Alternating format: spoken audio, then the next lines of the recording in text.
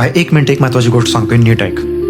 कधी कधी ना रात्री असं एकटं असताना ना एका गोष्टीची भीती वाटते. भीती संकटाची नाही, भीती पैशाची किंवा अपयशाची पण नाही. भीती या गोष्टीची वाटते ना भाई, की आपण ज्या माणसाला रोज आरशात बघतोय तो माणूस रोज हळूहळू मरत चाललाय आणि आपल्याला त्याचा काहीच पत्ता नाही. जरा विचार कर, लहानपणीचा तू आणि आत्ताचा तू.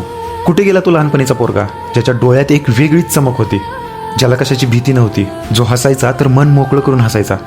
आपण मोठं होतोय असं आपल्याला वाटतं, पण खरं सांगू का, आपण मोठे होत नाही चाललो. खरं तर आपण ॲडजस्ट करायला शिकतोय. समाजाने एक साचा बनवलाय आणि त्यात आपण स्वतःला कसं तरी फिट करायचं बघतोय. लोकांनी टोमणे मारले, आपण आपली स्वप्न हळूच खिशात लपवून ठेवली. परिस्थितीने मार दिला, आपण हसायचं नाटक करायला शिकलो. आणि हे सगळं करताना आपण रोज स्वतःचा एक तुकडा आतून मारत गेलो. भाई आज आपल्याकडे मोबाईल आहे, ब्रँडेड कपडे आहेत, फिरायला मित्र आहेत, स्टेटस ठेवायला फोटो आहेत, पण आतून आपण एकदम रिकामे झालोय, एकदम मोकळे, पोकळ. आणि आपल्याला वाटतं की आपण जगतोय, पण खरं सांगू का, आपण जगत नाही आहे, आपण फक्त श्वास घेतोय. आणि श्वास घेणं म्हणजे जगणं नसतं भाई. एक गोष्ट नीट आठवणीत ठेव, की जेव्हा तू लोकांच्या मर्जीनुसार जगायला लागतोस ना, तेव्हा तू नसतोस.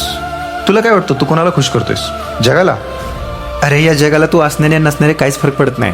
दिवस संपला ना की सगळे आपापल्या आयुष्यात निघून जातात. तू जगाचं घेऊन बसलाय. शेवटी फक्त तू आणि तुझी राहिलेली अर्धवट स्वप्न उरतात.